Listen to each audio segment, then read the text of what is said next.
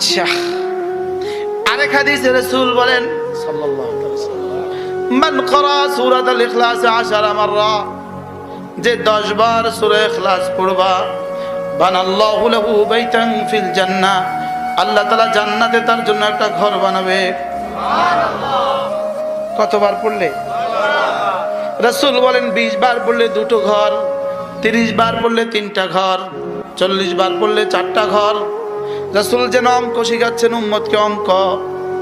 এবার হযরত ওমর বলে উঠলেন, ইদান নাস্তাকসিরু ইয়া রাসূলুল্লাহ, তাইলে আমি অনেকগুলো বানাবো। আপনারা তো কেউ বলে উঠলেন না আমিও অনেকগুলো বানাবো। আচ্ছা, কালকে যদি আপনাকে কেউ পয়গাম দেয় শুধু 5 লাখ টাকা 1 সপ্তাহের মধ্যে দিলে আপনার ছেলেকে ইটালি নিবে, পয়গামটা কেমন হবে?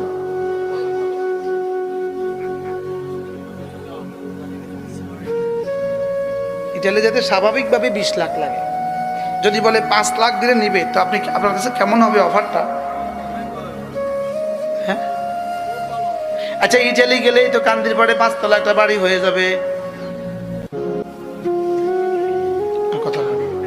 ইটালি গেলেই কি কান্দির পাড়ে বাড়ি হয়ে যায়?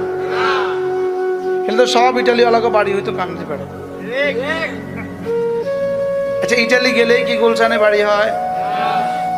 তাইলে অথচ আপনি 5 লাখ টাকা জান লাগায় 5 লাখ টাকা দিবেন, কারণ ইটালি। অথচ ইটালি গেলেই কুমিল্লা বাড়ি হয় না। আচ্ছা, আজকের মাহফিলে রাসূল বলেছেন, রাসূলের শব্দ আপনাদেরকে শোনালাম, 10 বার সূরা ইখলাস জান্নাতে একটা বাড়ি। সুবহানাল্লাহ।